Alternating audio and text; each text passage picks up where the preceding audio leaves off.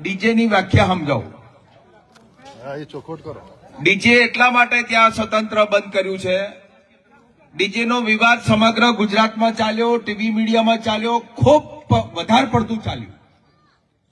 એમાં અમારું બળદેવજીભાઈ, જ્ઞાનીબેન, અમે જયારે અમારા ઘેર કે બીજે ત્રીજે જયારે મળ્યા, કેશાજીભાઈ, સમગ્ર ટીમ જયારે મળી ત્યારે એક સર્વેમાં એવું આવ્યું હતું,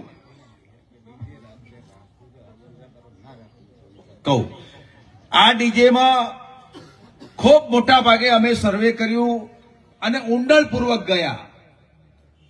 એમાંથી એક તારણ નીકળ્યું કે રાતે તમે 2 વાગ્યા સુધી ડીજે વગાડો છો. આ વાત બરાબર ને?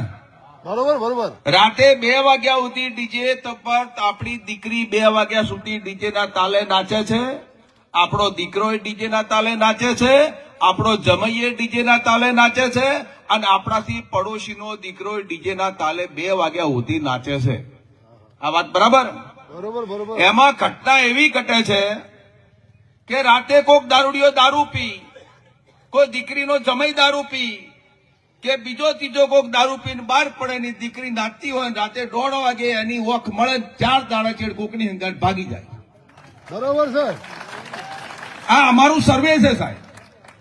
આ જ્ઞાનીબેન, બળદેવજી, ભરતજી, અમે બધા જયારે સર્વે કર્યા અને ખૂબ ઊંડાણપૂર્વક ચર્ચા વિચારણા કરીને આ ઠાકોરમાં ડીજે નો મુદ્દો અમે લાયા છે. અને દીકરીને નાહી જાય તો બરાબર, એને ભેગું થાય, ચલો. બીજું, આજે 2 છોકરાની માં ભાગી જાય એ કેટલા અંશે ખરાબ છે. અને ક્યારે ભાગે છે કે આમાં મેં શરૂઆતમાં મારા ભાષણમાં કીધું કે તમે જે 35 નંબરનો જે મુદ્દો લાયા છો દારૂ બાબતનો, જો આટલું પડી જાય તો 18 પ્રકારનું બંધારણ પાકું. આમાં કાંઈ ઘટતું નહીં. બોલો.